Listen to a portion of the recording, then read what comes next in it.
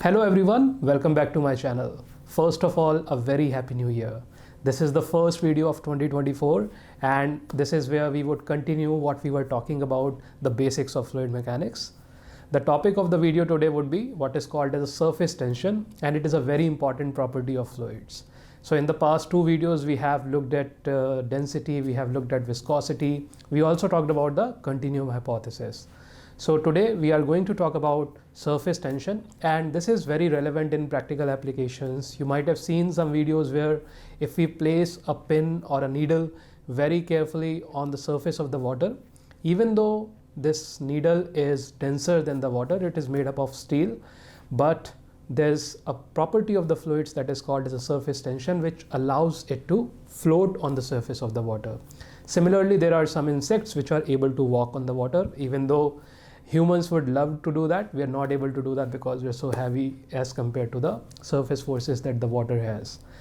And there are some very interesting phenomena such as the occurrence of drops, bubbles, and the rising capillaries, which we would be talking about in this video. So this video is basically divided into four parts. In the first part, we would talk about the very fundamentals of surface tension, where we would be talking about cohesion and adhesion. Then I would talk about bubbles and drops, which are a direct application of how the surface tension affects the fluids. Then we would be talking about what is called as a meniscus, and finally this video would conclude with what is called as a capillary action. So you can watch through the chapters that are in the video itself if you want to skip to certain section, but I would recommend you to watch till the end. Let me know in the comments below if you understand what I'm talking about. If not, please feel free to comment and I would try to help you out. So without wasting any further time, let's get started.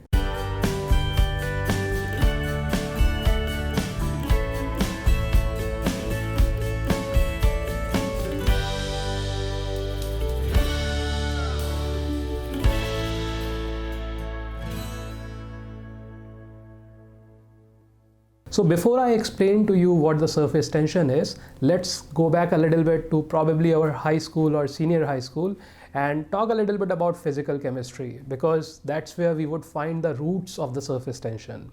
So this comes from the cohesive and the adhesive forces that are naturally present in any substances.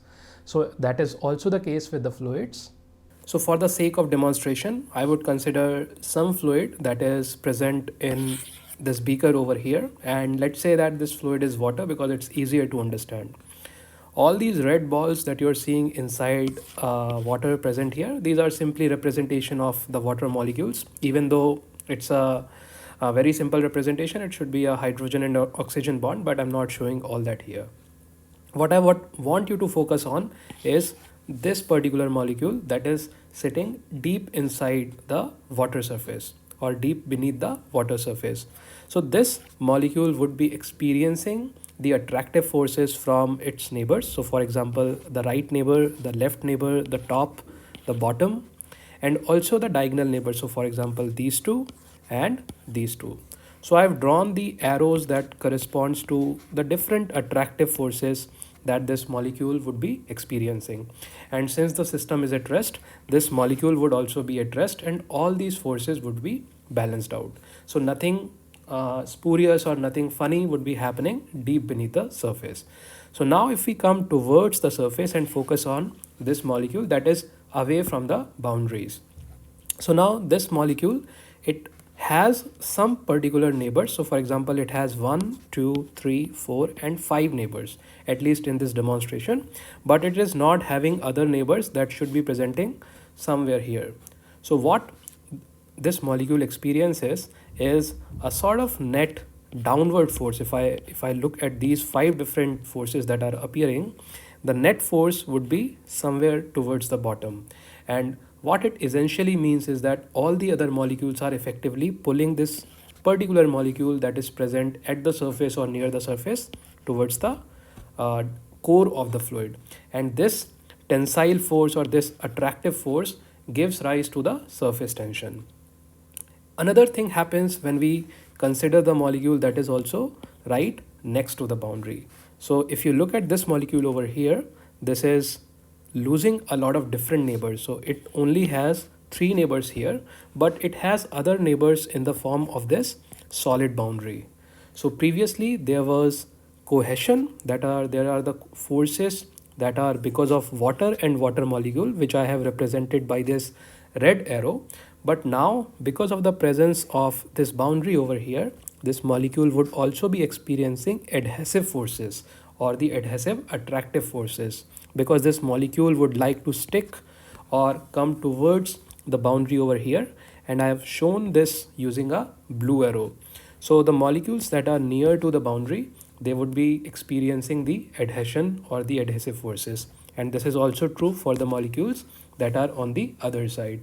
And because of both of these actions, that is the surface tension that is present for the molecules that are at the surface, which is also true for these molecules as well, and the second fact that the molecules near the boundary, they usually experience something that is called as an adhesion. So typically this gives rise to a surface that would be exaggerated in this particular form or this arc like form if the forces are appearing.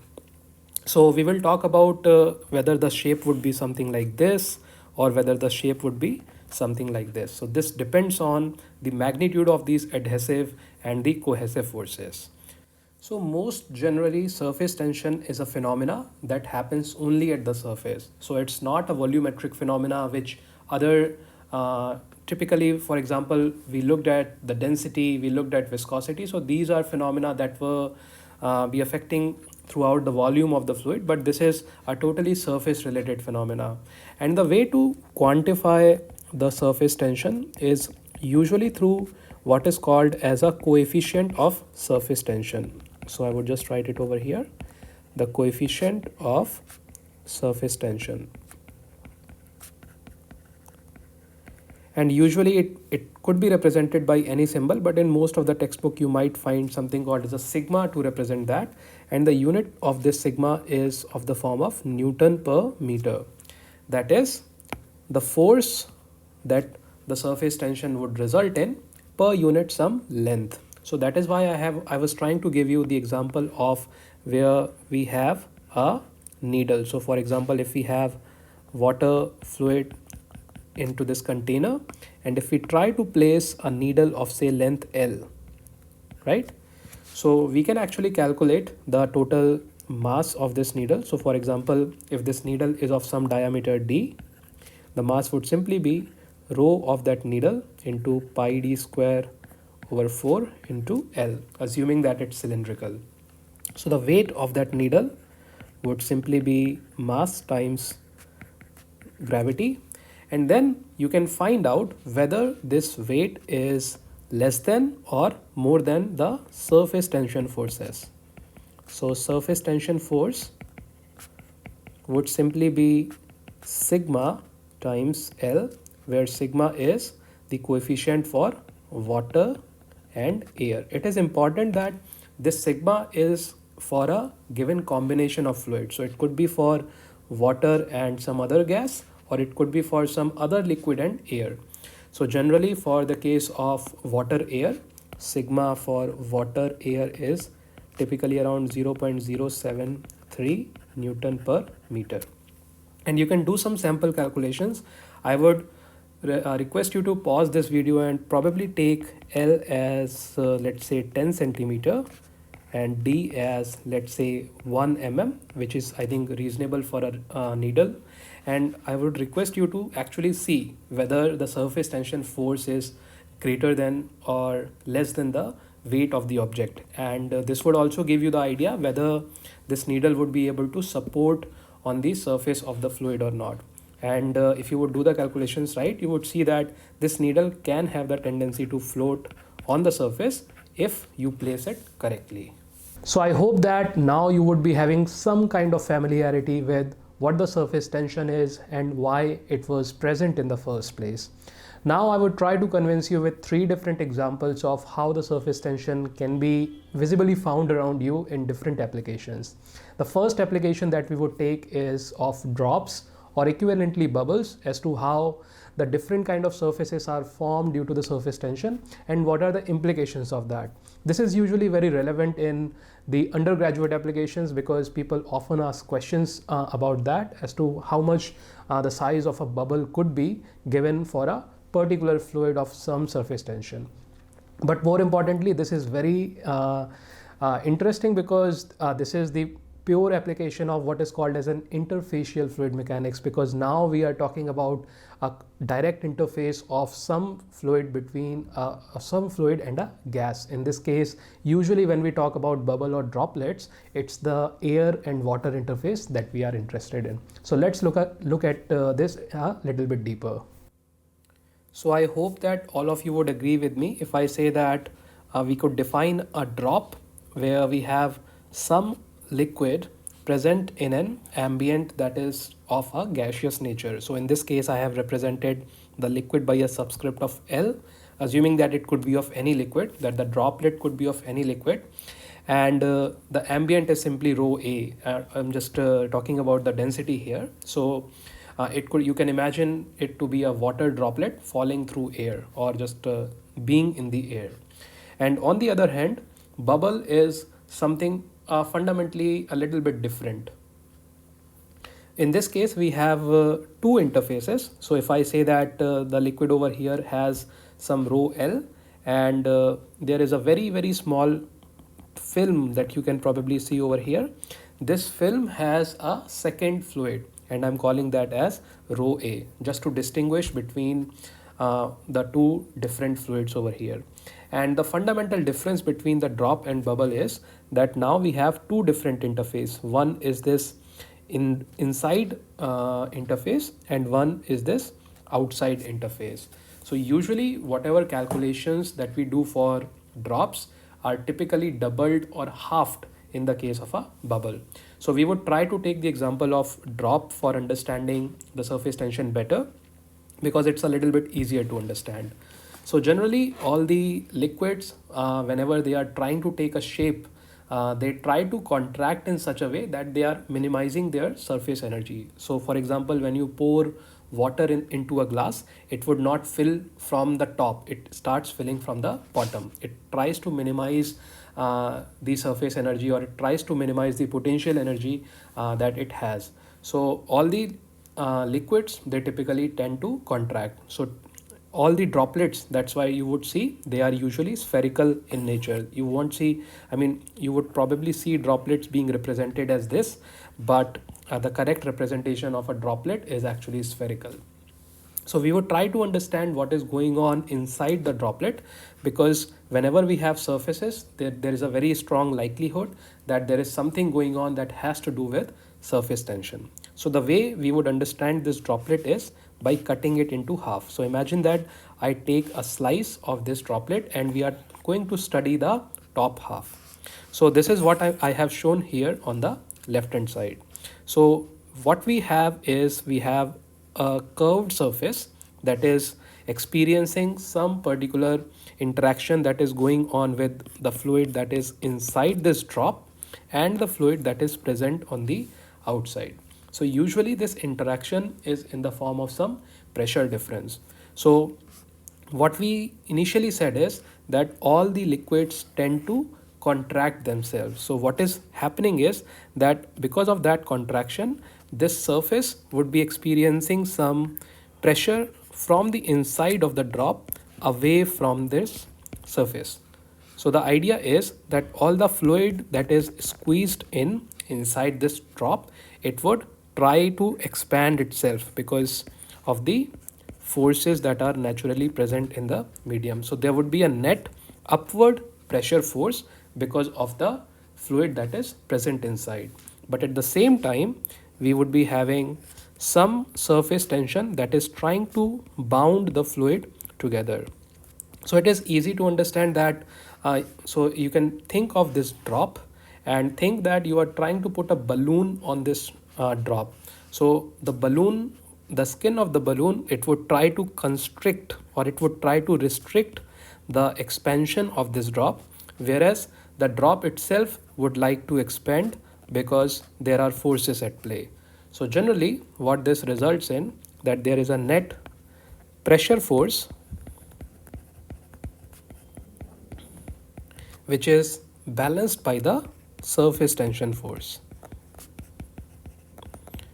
So we are often asked what is this pressure force or what is the pressure difference between the inside of a droplet and the outside of the droplet, and this becomes very straightforward to calculate if we understand that the main balance is between the pressure force and the surface tension. And it is important to note that we are not including the weight of this droplet here.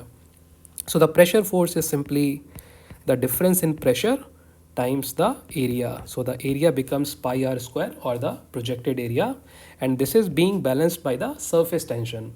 And now we need to understand that the surface tension is a force that would be occurring or that would be being imposed on the length kind of domain here, and this would be simply 2 pi r, which is the circumference, times the coefficient of surface tension. And from this we can find that the delta P, which is the pressure difference between the inside and the outside of a droplet, is nothing but 2 times the coefficient of surface tension divided by R. And through this we can find the pressure difference. And similarly, if we have to do the same calculation in the bubble, since the bubble has two different interface, so it is approximately equal to 4 times sigma over R. So these are some direct applications where the surface tension plays a very important role. And here there are two important things that I would like to highlight again. One is that we are doing this analysis at a steady state, that is the pressure forces and surface tension forces are actually balanced. So when the drops just start to form, they actually grow to a certain amount, and during that time these forces are not equally balanced.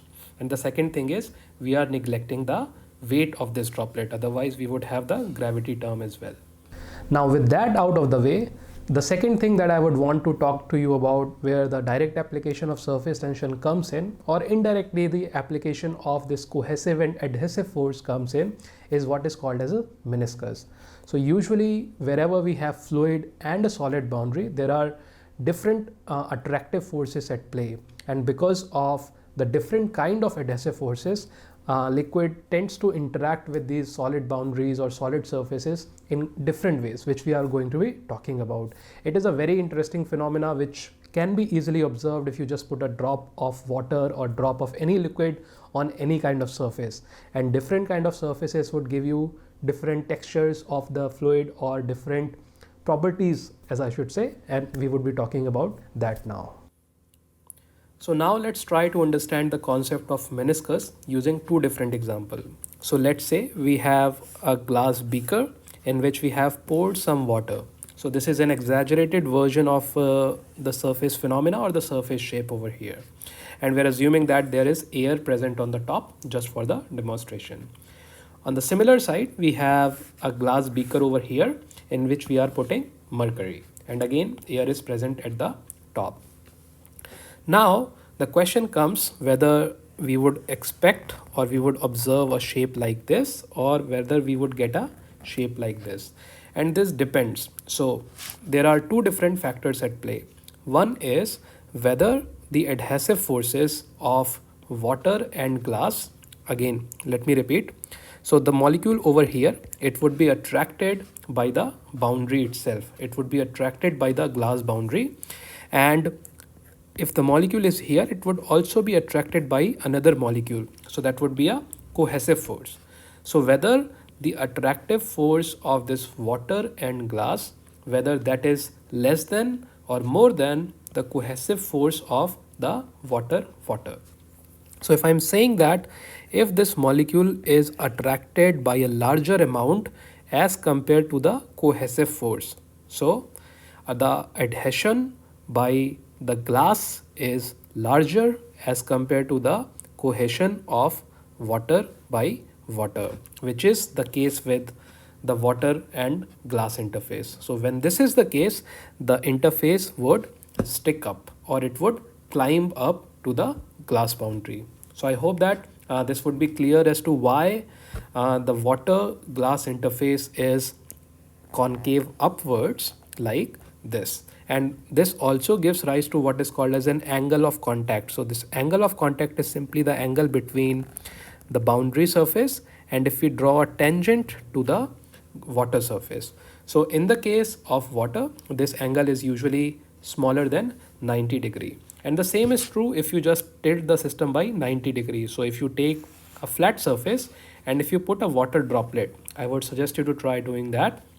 And then from the side, if you would look at the angle that this water surface is tilted by, it would be much less than 90 degree. In case if you have a very clean surface, this theta is actually near to 0.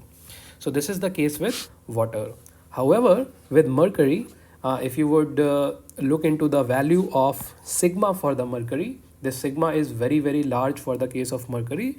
So the cohesive forces of mercury, they are actually very large. So if I consider same element here, the cohesive force is actually very large as compared to the adhesive force that is present between the mercury and glass boundary. So that is why the interface or the shape of this surface in the case of mercury, which you can observe in the thermometer, is actually concave downwards.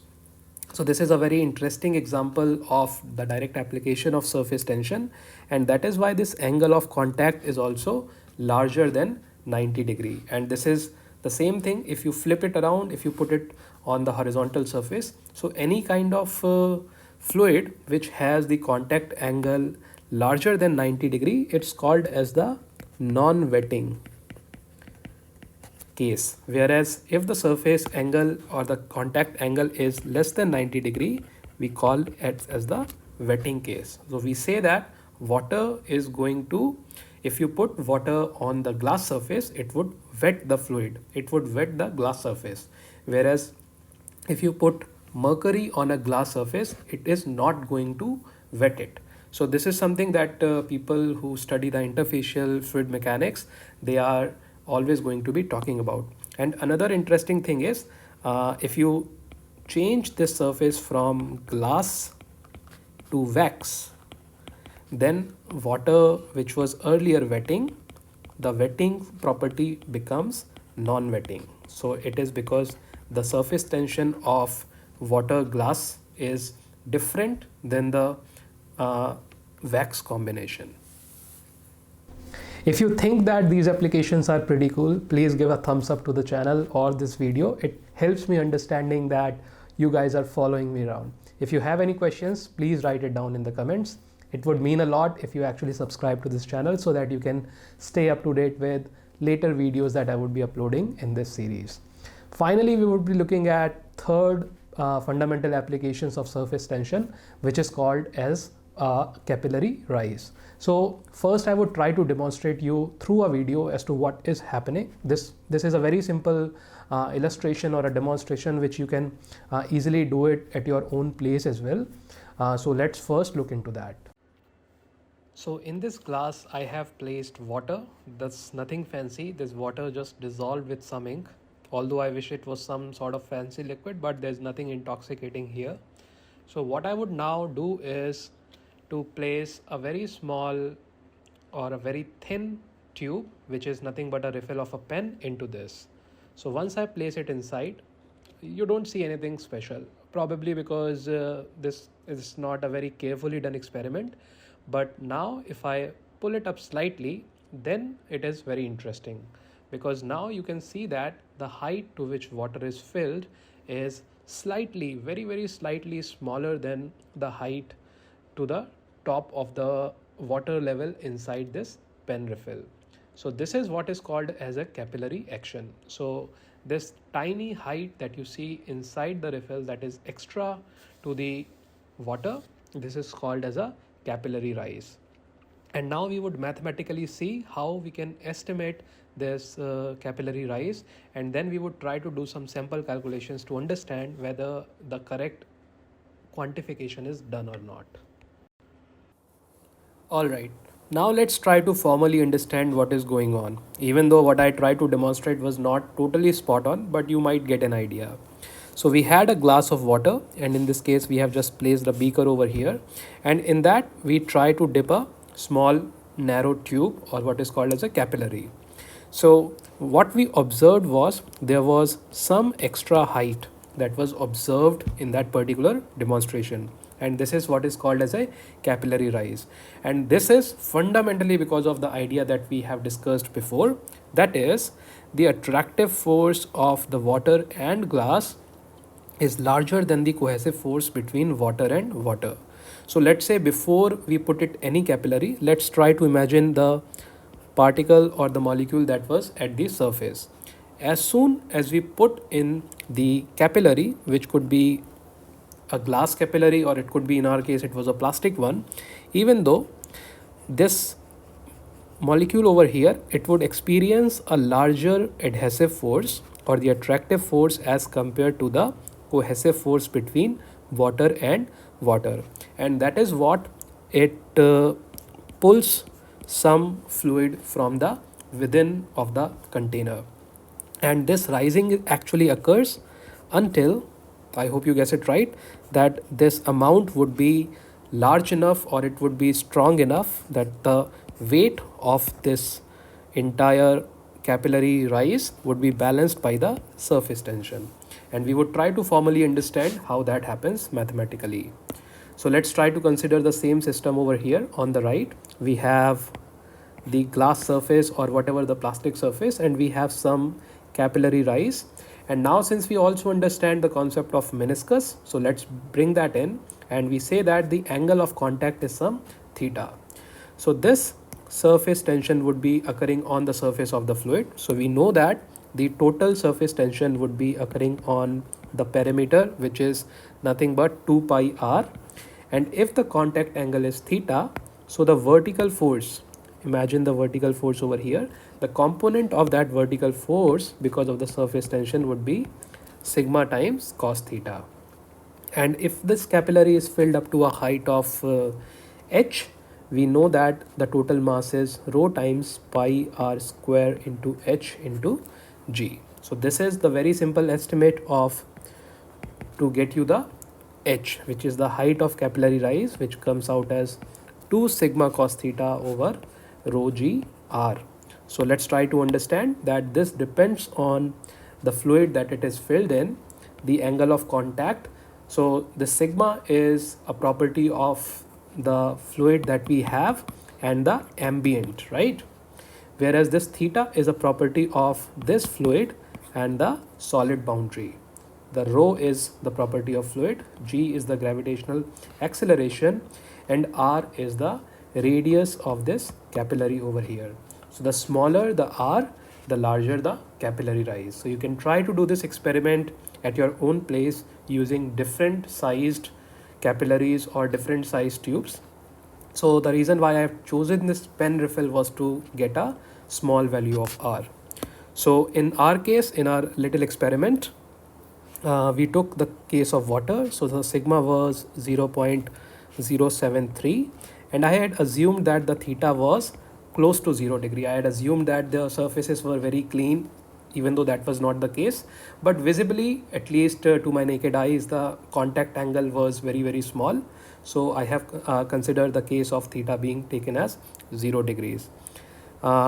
The rho is about 1000 kg per meter cube, and this is sigma is in Newton per meter. G is 9.81 meter per second square, and the approximate radius of the pen that I had taken was 5 mm. So if I plug these numbers in, I was getting a height of approximately 3 mm from my calculations, which maybe was about in the right ballpark. Maybe it could be 5 mm, 4 mm, I'm not sure, I didn't measure that, but you know that this is the way in which we can find the capillary rise. And again, there are a lot of things it is going to be dependent on. So different fluids will give you different kind of capillary rise. So I hope that with these different varieties of applications, you would be having some better clarity and understanding of this important property of fluids, that is the surface tension. So this would also bring us to the end of the video, and also our discussion on the different properties of fluids. There are other properties as well, but since they are not as directly applicable or as rigorously or robustly used nowadays, so we would be restricting our discussion until this point. So in the next coming set of videos, we would probably go a step further and we would start talking about what is called as fluid statics. That is, when fluids are at rest, how we can study them. And this is a typical flow for the undergraduate courses as well, and I'm trying to stick to that. Once again, if you like the video, please give a thumbs up and subscribe to the channel for future updates. There is a Telegram channel as well that you guys can join if you want to stay connected with the community that I'm trying to build, where we can progressively talk and discuss things that are related to the thermofluids field. Until the next time, I hope you all take care. See you next time. Bye bye.